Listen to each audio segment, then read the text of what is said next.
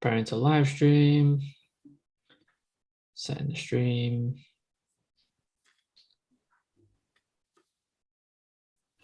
Go, Nick.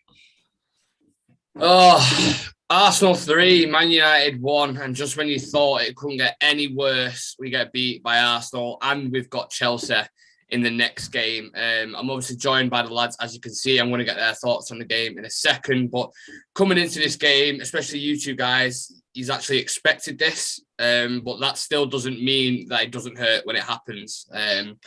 We've just been battered by Liverpool 4-0. And at this point, we would take a fucking draw against Arsenal just to keep that little glimmer of hope for the Champions League. And we can't even do that. Ronaldo on the score sheet for us. Great goal from him. But then Xhaka, Tavares and Saka scores for them, I think it was. I missed Bruno Fernandes penalty. Could have changed the game if he finished it. Not sure why Ronaldo didn't take it. But if you didn't think top four was already gone, it definitely is now. Sam, your initial thoughts on that shit show? What I expected. I knew we were getting beat. I knew it wasn't going to be good. The defence was on another level of awful today. My God, it was like watching toddlers walk for the first time. It was just terrible to see. Like Tellez was awful, Dallo awful. I don't think Varane's fully fit because he was making mistakes all over the place. Don't understand in the first goal why he's not getting that ball. Don't get it. Don't understand why. It was just our defence was an utter shower of shite. What the positive was, our attack looked pretty good. It looked pretty potent. Elanga in the first 15 minutes looked really good. Ronaldo seemed on it, wanting to score. Sancho looked lively, dribbling past players, but our defence just let us down time and time again. And their defence looked bad as well. Their defence looked awful as well. They were there to be got at. We could have scored a couple of goals if we pushed a little more. I think there was a couple of questionable referee decisions, but there was no excuse for our defence. Our defence was one of the worst things I've seen in a while. We'll get into the ref decisions a little bit later on. I want to focus on the defence for now. Treyarch, for me, I thought both the wing-backs and their team and our team were fucking awful. Absolutely awful. We conceded a goal 2 minutes, literally straight at the start, like we did against Liverpool. 5 minutes in, we conceded a goal. Like, we are so open. We are an open wound at the minute. And teams are just picking us off left, right and centre. The funny thing is, well, it's not a funny thing, but Tavares, their left back who actually plays shit, got their first goal. And it was Dallo who was lacking, who was just, again, defensive. His positional awareness is non-existent. And it's the exact same for Alex Telles. They play like wingers in a wing-back position. Like, they're so far advanced. People can just run in behind far too easy. In that game, what do you think was the worst outcome of that? Like, who do you thought that was on? Do you think it was just a defence, or do you think it was a midfield, or do you think, like, what do you think? I think it definitely needs to, some part of the blame has to rest with the defenders as well, because Tellers almost basically cost us a couple of goals today with the penalty as well, and the way the first goal happened, it didn't really make any sense actually. And except that, I think Bruno has to take a lot of the blame as well, because even if you take out that penalty miss, he had a couple of opportunities to score. He actually had an open goal opportunity as well when Ramsey spilled it in front of him, basically. So don't really think that I think we can easily say it was one of his worst games in the United shirt, because honestly, he wasn't able to make those passes as well. I mean, when you have midfield with Matic and McTominay and Bruno, you would expect Bruno to actually step up, because he's the only person who can actually create something on that pitch. In that kind of a midfield, but he let us down again. And I mean, defensively as well, I think Varane was rushed back into playing the game because he didn't look like the Varane that we have actually seen. Not at all solid. That happened at Newcastle, didn't it? I think when the first game he came back and he looked shaky. He was all over the place. He had an awful game against them, but then when it was a Champions League game as well, wasn't there? What was the Champions League game? He looked shaky then as well. Yeah. So he was playing with a different partner all the time. It's the inconsistency in the lineup. This is what I'm saying. You watch Liverpool, anyone like that, they had the same team pretty much 9 times out of 10. We have a different back line every single game. So you can't get used to people's patterns of play and when they're going to push up and gain that chemistry with him. Do you know what I mean? That it's non-existent at all. So it just looked like a bunch of individuals. Like I keep saying after every single game, it's like you just rang up a bunch of mates, like 6-7 mates, and be like, "Do you fancy 5-a-side tonight?" And they're like, "I might be able to make it. I'm not sure." And it kind of just throw a bunch of players into the team, and it's like, right, go on. Yes, they might be individually talented, but they don't work as a cohesive unit, and that was evidence there, wasn't it? Absolutely. And I mean, when Rashford and Lingard were about to come on, I basically said that the game is dead. It's done, because those two guys aren't really going to do us any favors by coming on. They're just going to take up the time and take up the space. So, I mean, I didn't even notice they were on, to be honest. Yeah. Like when you text me, I was like, "Oh, were they on, are they?" Because I didn't bloody notice. Yeah. Who's that? The subs? Did you say? Yeah, Lingard and Rashford. I didn't even notice. Yeah. Well, let's be honest, they're not going to fucking tear trees up and scored a hat-trick or anything off the bench. Like they've come off the bench against City before and was just non-existent, didn't seem to do anything at all. Granted, they only had 10, 15 minutes, whatever it was, but they're not going to make a difference. They haven't made a difference all season. Rashford's got 4 goals. Lingard's got 2, I think. So, and they were all last year. I don't think any of them have scored this year. So, yeah. We spoke about the defence. Defence was awful. Midfield, I thought, shit again. Matic, non-existent. When he runs, it looks like someone's power walking. So when you're late for college and you give it a bit of a power, that's what he looks like when he runs. He's so slow. You can't deal with quick players, like quick technical players. You can't just rely on his brain now because his physicality is so far behind that he cannot keep up with the game. McTominay shows grit like always, combative nature, getting stuck in, but again, lacks technical quality, like real technical quality. He can't put it on a 2 pence for a player. And that's something that worries me. McTominay doesn't offer anything special in any area. Like, he's not defensively sound where he's making intercepts and tackles and stuff like that. But he's also not a Paul Scholes level of passer or ability like that. He has nothing that's really good in one area. Like, at least with Fred, you know what he's got. He's going to give interceptions, tackles, break the play up. You know what he's going to do. Yeah. That's the one thing he's good at. McTominay don't have anything that he's particularly good at. In every area, innit? And he's not a United player. He's really not a United player. As a squad player, it's, you know, you can argue that or whatever, but he'd be good in like no way near like a Barcelona team or a fucking Man City. He'd be good in like a Brighton team or Southampton. Southampton, something like that. That's where he'd get in. He'd be really good for them, but he's not level for United. He's not. And lads, Bruno Fernandes again today. I don't know what his fall off has been unreal. We spoke about it before the game, didn't we? When we was live with Dan Sam, and we said where's he gone? Like, he's gone missing since that Villa game when he scored 2 goals. He looked, active on it. He's just a shadow, an absolute shadow of himself. I don't know what's happened to I've got no reasonable explanation for what's happened to his form, why it's dipped off so much. And that penalty before he was taking it, I knew. I'm not just saying that, honestly. I knew he was going to miss that penalty. But as soon as I thought, right, Ronaldo backing it now, 2-2. And then I saw it was like, Bruno Fernandes is going to take it. And I thought, no, please don't.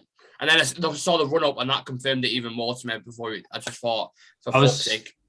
I was speaking to one of our guys who follows us on Instagram, and he was saying, "Why is Bruno taking this penalty?" And I was like, I said, I get it why, but in the current situation, Ronaldo should probably be taking Ronaldo's the guy. He's the man. And then why is Bruno not just like smashing that? Why is he fucking trying to place it? Yeah. This is baffling to me. Before, it's baffling. Under Ole Gunnar Solskjaer, someone decided to let someone else have a penalty for some reason. You should always have just one dedicated penalty taker.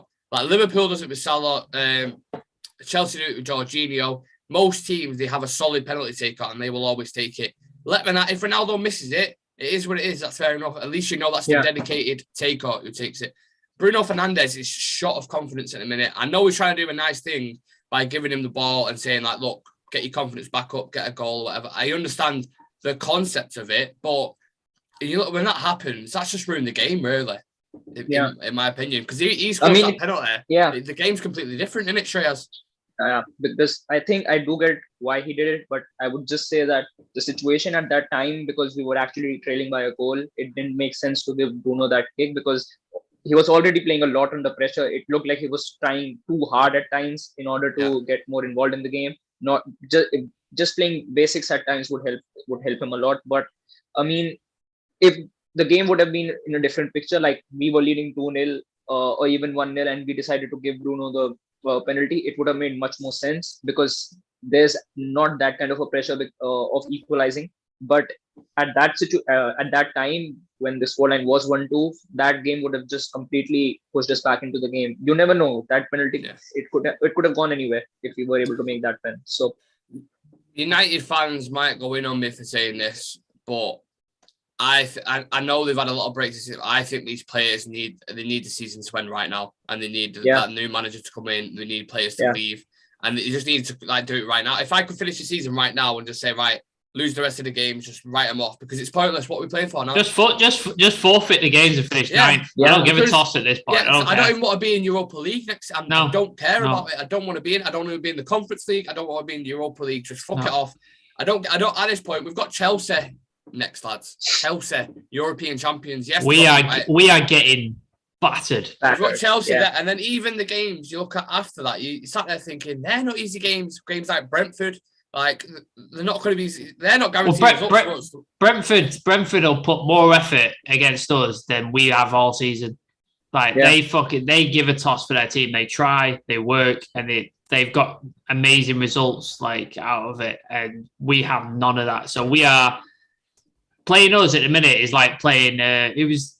You remember the Derby team that had the worst points ever and got relegated? That is what it's like playing United at the minute. It's that easy.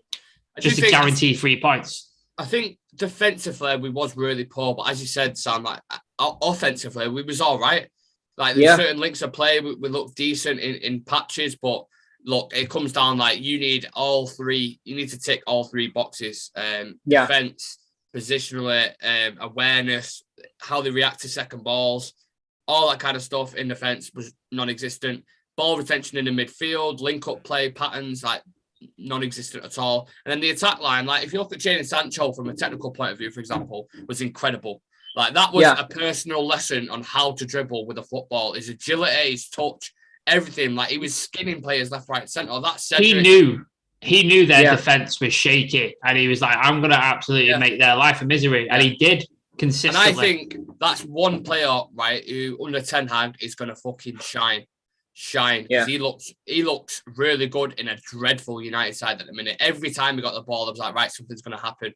And he got in areas where you think he can't get out of this, and he just easily he created the goal. Like he created the Ronaldo goal. He dribbled past about 3 players, gave the ball to Matic, and Matic put the ball in. That's the one good thing Matic did all game. That ball from Ronaldo. That was it really. But staying on the attack line, Trey, as I go to you, Elanga again had burst of moments, looked decent in behind, was kind of like he had that Tavares' number, but he couldn't like just get that finished article like a goal or something. Do you know what I mean? Like he couldn't really imprint his name on the game for me today. I think he definitely had his moments. Time he burst on with the ball forward himself. I think if he could have had a little bit more support, I think he would have had a couple of goals or even assists, because he was actually looking really, really deadly in the first 20 minutes. If you, he looked a lot confident on the ball as well when he was moving forward with it. But I think I would still say that he's fairly young, and in games like this, you definitely need a support from the other players, which in this game wasn't really there, because for Elanga to shine in this kind of a game, the midfield needs to complement him, or either the fullback needs to complement him. He cannot do the job alone. And whenever he was able to bomb with the ball forward, it always looked like either Bruno wasn't there in the box, or even if Ronaldo was, the spaces were already occupied. So even though he had a really good game, he was able to track back a lot of times as well, and he was doing a good job. I would say maybe it's because of the maturity levels, or maybe because he didn't have that support, but he had a good game, but the stats won't really show it. And I just sorry to cut in on you there, guys. Paul Scholes has just come out with a thing, right? And he said, I had a quick chat with Jesse Lingard the other day. I'm sure he won't mind me saying the dressing room is a disaster. an absolute disaster. That's what Paul Scholes has just said. Come out and said. It's evident. It's pretty much evident. We all can see it on the pitch, and I've been saying it for quite some time now that there is something going on in that dressing room that we don't know, the fans don't really know about, because these guys aren't really connecting on the pitch or either of the pitch, whether it's something about the captaincy or whatever it is, but there is a little wedge there, and you can see it on the pitch because we aren't really playing as a team. We are basically just capitalizing on a few moments, and that's why we are at the moment where we are. But it just looks like, we mentioned it a lot of times, that it looks like 11 players just left on the field. So there is definitely something going on, and I mean, you never know, maybe in a couple of days something might get leaked out as to what it is, because it's been going on for, I think, ever since Ragnick has come in. It's always been there that something is going on behind the scenes and we still don't know what it is. Basically, what's happened is, under Roller, he kept it under wraps. He'd always kind of lie in the press conferences and say, and take all the blame himself, which you can admire from like a different perspective. But Rangnick's come in and he's fucking ripped that bandage off, completely ripped it off. And you can see now, like, it's evident all the issues that are within that club. His press conference last night, I don't know if you guys watched it, the second part of it, fuck me, it was like the most honest thing you can ever see. Like, he was just saying, look, there's going to be about four players leaving on contracts and you've got the rest, like people like... It's like he had it's like the first part of the press conference and then he had a couple of shots of whiskey, and then did the second part. I went, fuck it, I'm just gonna like absolutely. He was saying like, these guys are playing no way near the football I want to play, no way near it, and it's going to take a long time. But he was just so raw, open, and honest about everything, the issues at the club. So for me, that's why I'm saying I just want to get to the summer now, like, because I can't drag myself through these games watching him trying to clinging on for hope to something. That penalty was the one thing where I was like, if we score this now, we can absolutely get a result out of the game. And then he missed it. And that was like, for me, I was just like, I'm out. Literally, that was like, unlike Liverpool, which was at no point did I see us winning that game at any point. I saw that defense of Arsenal. I was like, we can get at that. We can have this. And our defense just let us down just consistently throughout the game. Confidence is absolutely shattered. Like, they look confidence is, absolutely shattered. And I think even when Ten Hag comes in and the preseason kicks on, I think they're going to have a lot of work to do, because right now, if you look at that back line, I don't really see a fullback where I can say that this fullback is consistent enough to make their case to be in the starting 11 next season, because Dello doesn't make a case. Or a centre back. Yeah, not a centre back. So, I mean, we could be looking at a situation where Ten Hag might have to replace the whole back line. I mean, keep a few, but not keeping a few as in that they would be starting in and week out. We need someone who is able to start in and week out and be consistent enough to pull some performances in. Because you look at Telles, he hasn't been consistent. Dello hasn't been consistent. Wan-Bissaka hasn't been consistent. And even when Luke Shaw was fit, he wasn't consistent either. But so Maguire not consistent. Varane not consistent. These players have been protected for so long under Roller because of the style of football that he played. As soon as Rangnick comes in and plays a slight bit of progressive football on the front foot, they get cut open, and they just look terrible defensively. And you can kind of... The weird thing is now, similar to how Mourinho, you're kind of looking at his time there and him saying finishing second was like one of his greatest achievements, how he's starting to look more and more right every time we play a game. Yeah. With Ollie now, I'm sat there thinking, I understand why he's playing McFred all the time. Honestly, I'm looking at it, I understand why he's playing him all the time, because there's no one else who can put in a shift like that. Like, it's not just... United isn't... Trust me, it's not about just putting in a shift. But as a team, the whole team now, we don't run. We're not aggressive. Like we said in that Everton game, they ran 10 kilometers more than us. We're not aggressive. We don't stay compact. We don't get back into shape quick enough. So them principles aren't built in the players. That's why we want Fred and McTominay back in there, because they actually do that. Yes, they haven't got the quality on the other side, but they're the only ones who put that in. Like so many times you see in Dallo and Telled's caught out of position, no way near the ball. And we saw it with Harry Maguire and Luke Shaw, though. Every time they play together, caught out of position, caught not tracking back, caught jogging back to the fucking Jogging, that's what I mean. You watch him and there's no effort. They're walking back, and I'm like, are you playing for United? Like, do you understand how many people would kill to play for that team? Yeah. Like, they would die on the pitch for that team, and the fucking what? Not to mention the amount of money they get paid to play for him. Like, they're in such a privileged position, and they just treat it like an average Sunday league game. It's mental. I can't comprehend it. One bright spark for me was Cristiano Ronaldo. He can be fucking extremely proud of putting in a performance like that, especially after everything that's happened to him.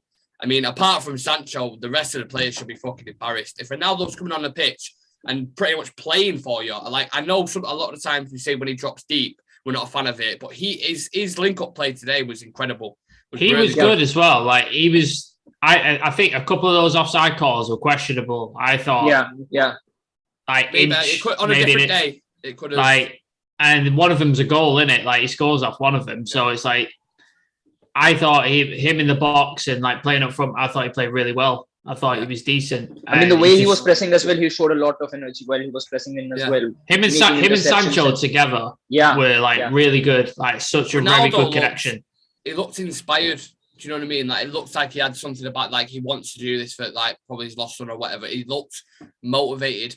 And the players can't even, like, they can't get behind him. They just look disconnected from him completely. He's like, get off the pitch, fucking press up. He's having to tell them throughout the full game, like, do this. He's the real captain. He is the real captain on that pitch, especially today. Bruno Fernandes was just, again, absolutely missing.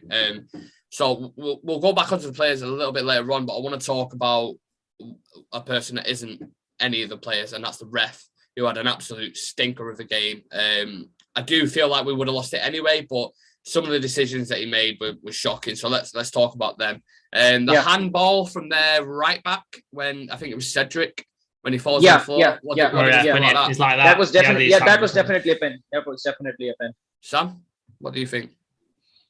I think he's falling on the floor. It's 50-50. So I'm like, technically it is handball, but whether if you're doing for it, I think that's pretty harsh.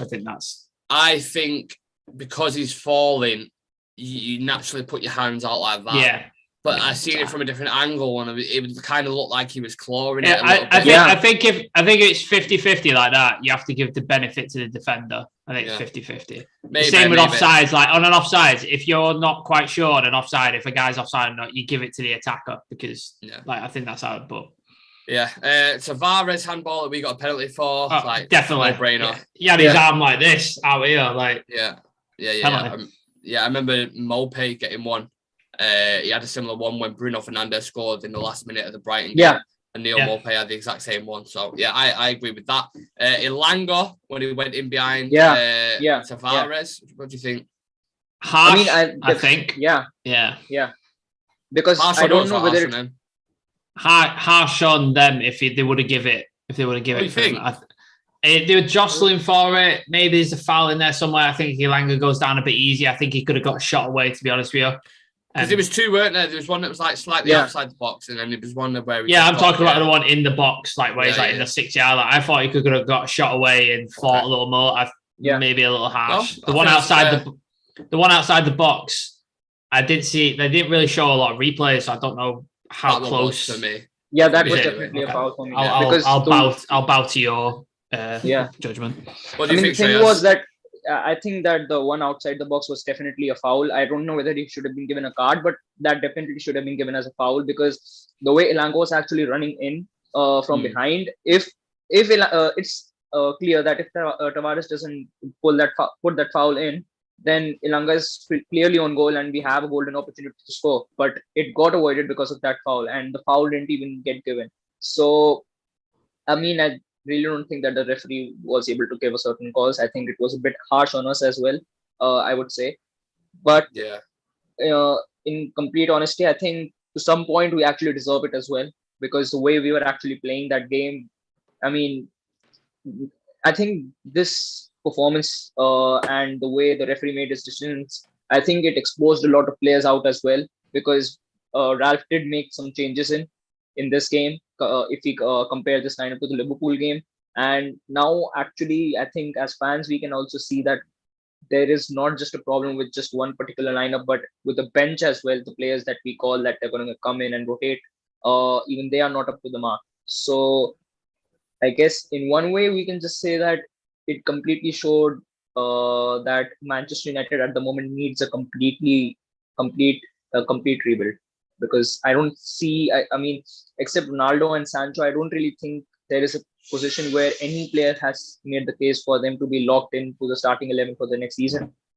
Yeah, it's a free for all in it at the minute. We're heading Yeah. into the summer.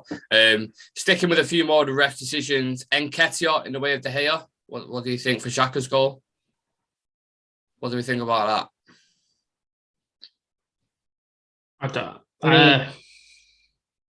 It's quite questionable. I don't know if you can, because he is far out, so I get why they would still give it, but he does go like that to look round him.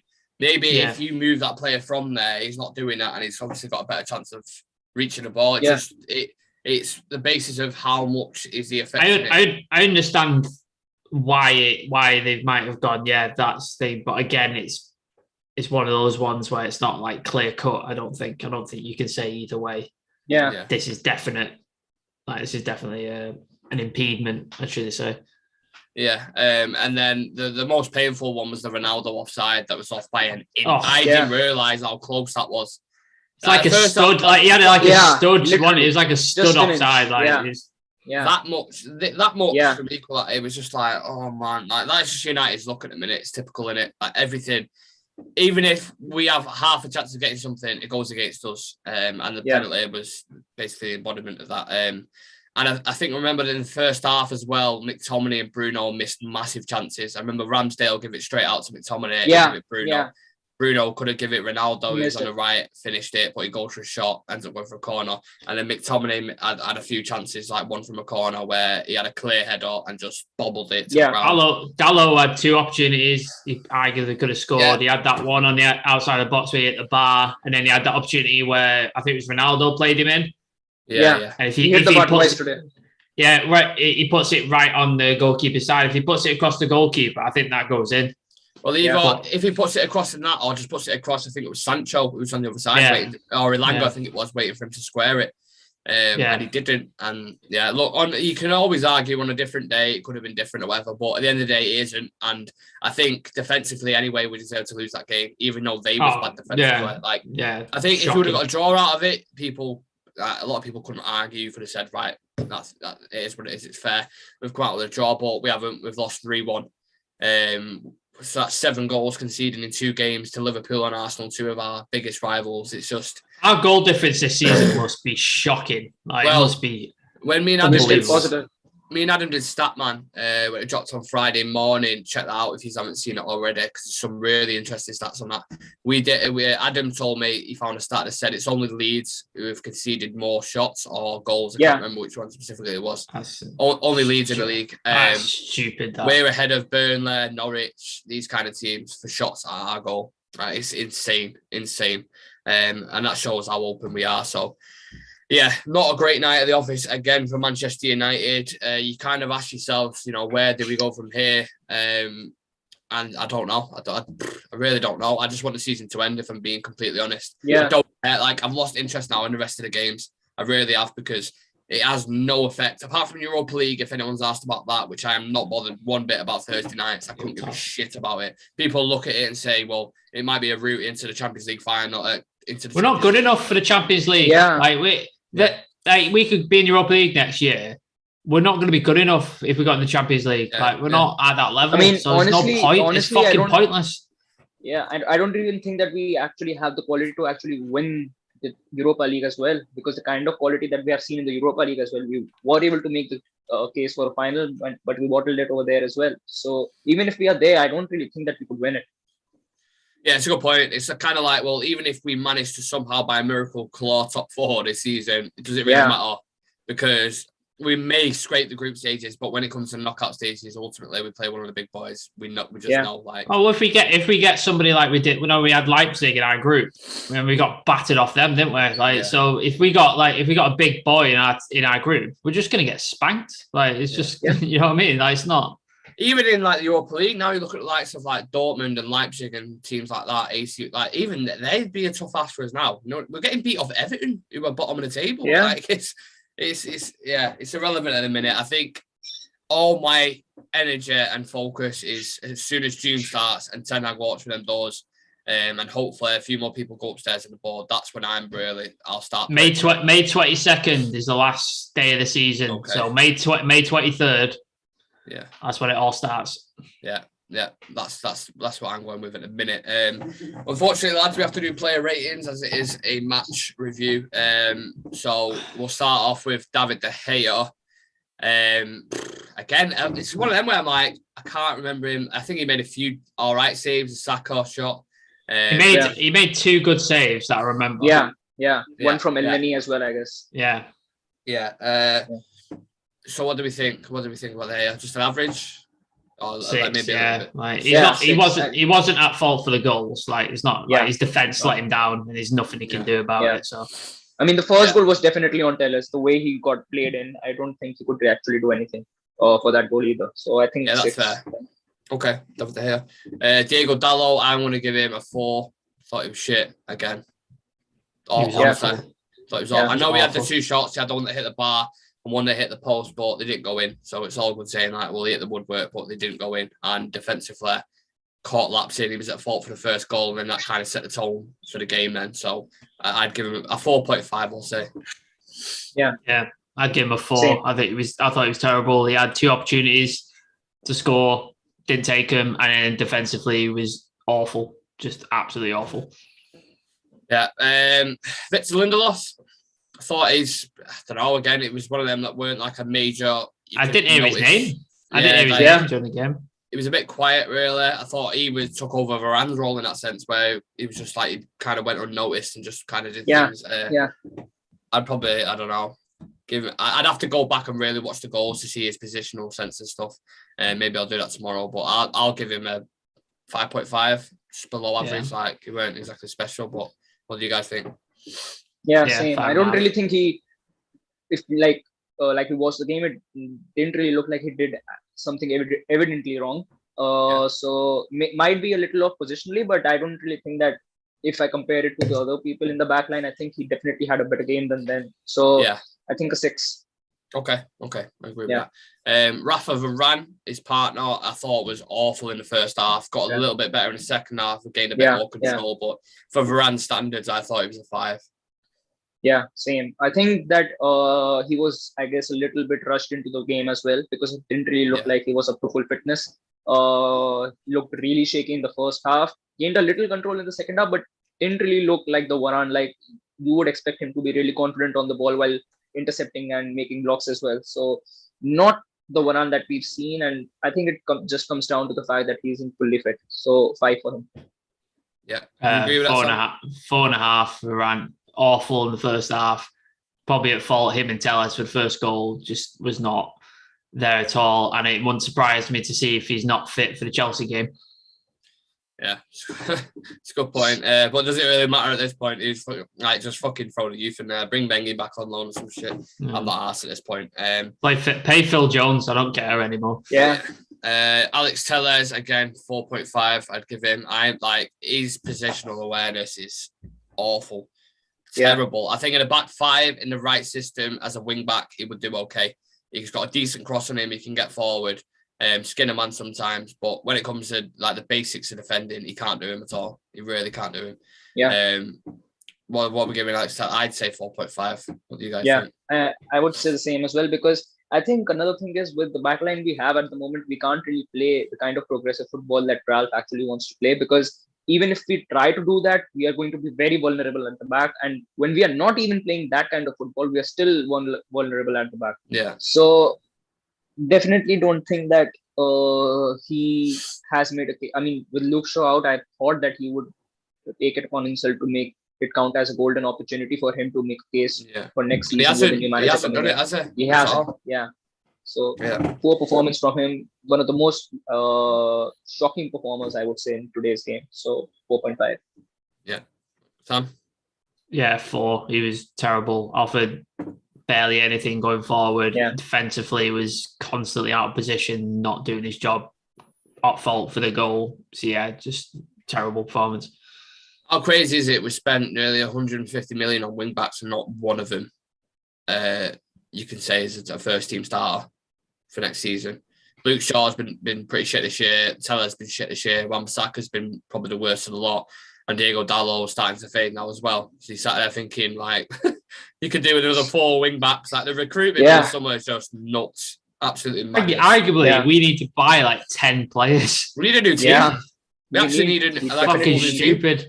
We need reinforcements in the midfield. We need reinforcements in the attack as well. We need a goalkeeper, arguably, because De Gea's fucking shite. Like, was it the start of the season?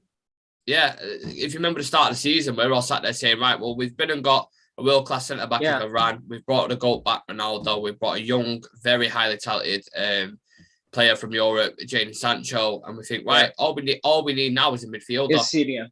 Yeah, and now you look at it now and you're like, you need a lot. How far off was I? Like, we need a new team pretty much. As Ralph said, Ralph actually said that in his presser, didn't he? He said we need probably 10 players. There's one player that can stay, something along the lines of that. So, yeah. Moving on to the midfield, Nemanja Matic, I thought a 5. I thought it was below par again, like struggles physically. And I know I repeat myself quite a lot in that aspect, but that's what I'm seeing every game. So that's how I have to call it. Good assist for Ronaldo, so I'll probably bump it up to a 5.5 actually, but I didn't think he was any better than average in my opinion.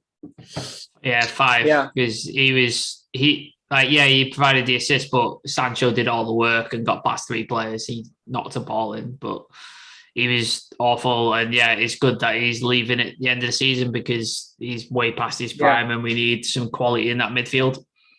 I suppose the one thing, the positive about all these players leaving is the wage bill. The amount of money that you're going to knock off the wage bill. Juan Mata, Matic, Eric Bailly, Lingard, Pogba.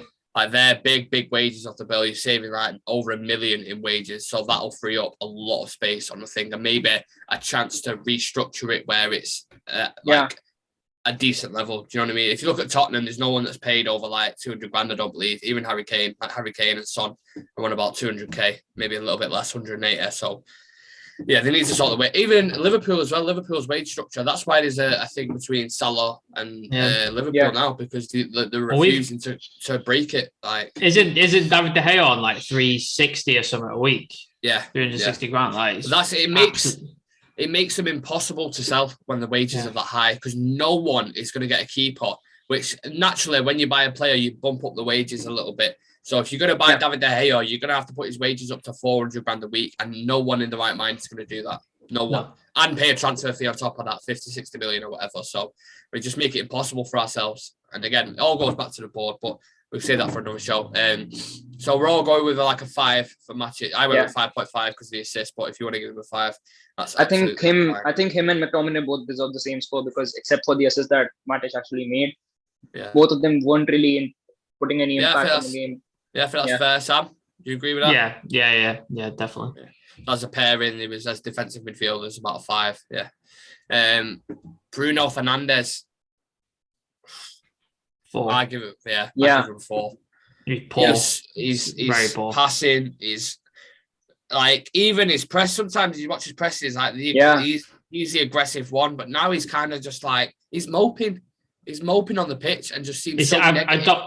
I don't want to see him chuck his hands up anymore. Yeah. I'm fucking done with it. Stop throwing your hands up and just get on with it.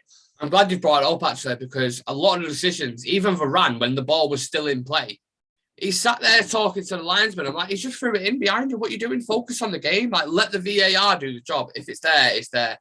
I get sometimes you want to complain, but every single decision, you're all running over to him saying, "Oh, can we give it me?" Because they want a get out of jail card. That's what they're doing. They want a free, like, get out of jail card. And it's highlights again the petulance throughout the full team. Missed penalty as well. Like, that was a terrible penalty. It was an awful penalty. That run up, like, I didn't think it was going to score it anyway, but then that run up just confirmed it for me. And then just pick a corner and smash it. Put your foot through it. Like, give the keeper zero opportunities to get to. Even if he gets to it, you've hit it so hard, he's going past his hand. Like, just absolutely put your foot through it. Like Rashford did against PSG. He just took his chance and was like, fuck this, I am not missing it. And it's just straight top left corner. Yeah, like Saka, look at Saka's penalty, the difference in both. Like Saka's was just calm, collected, much better. So Bruno Fernandes, we're giving a 4, yeah? Yeah. Okay. Jadon Sancho, I thought was above average. I thought he played well, I'd say. I'd probably give him a 6.5 or a 7. To be honest, I thought him alongside Ronaldo, maybe you could throw Elanga into that category because he was okay as well. But I'd say Jadon Sancho, I'd probably give 7. I'd probably say. Yeah. Yeah, definitely 7. Yeah. I'd say 6.5, played really well, made some opportunities, had a good sort of partnership with Ronaldo. If you would have set up maybe a goal or got a goal or something, I probably could have done 7.5. But yeah, it's below what I've seen from him this season, but still way better than everybody else. Yeah, I thought tracking back at times as well is a little bit suspect. He left Tellez a bit isolated at certain times, but yeah, he was isolated on his own equally when he got the ball. He had about 3-4 players around him and he still managed to get out of it. So I'll stick with a 7. You go with a 7, Shreyas?